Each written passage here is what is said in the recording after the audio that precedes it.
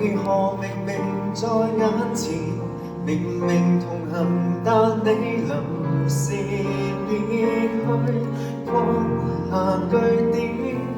許多人都相信離開的人生走到該走的那時，痛着來話別。可知留低的與重生的，卻在這邊怎撐過餘生的浩劫。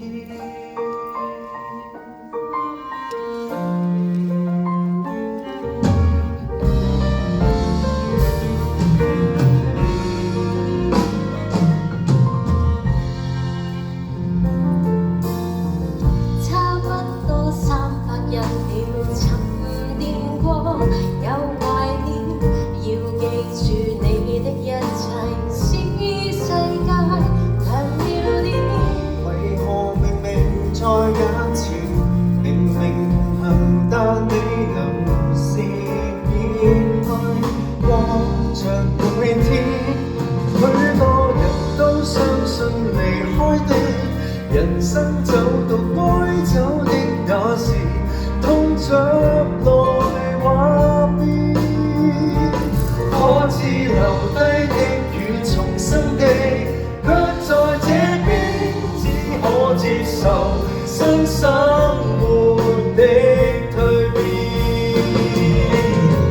祈求站在世界的終端相擁那，還能遇上，還能再對話。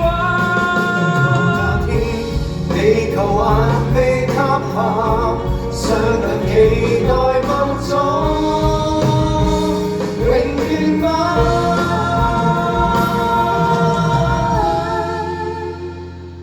幾多人不捨那離開的，誰都懂說生死中有時講淚是，又如何避免？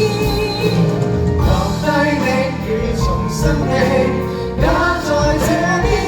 即使費事一點，即使快樂不經意，最後亦可遇見。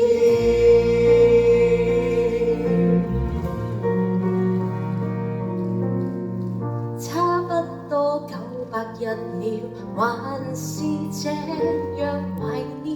說過在那一邊見，來待我出現，你繼續沿途歷險。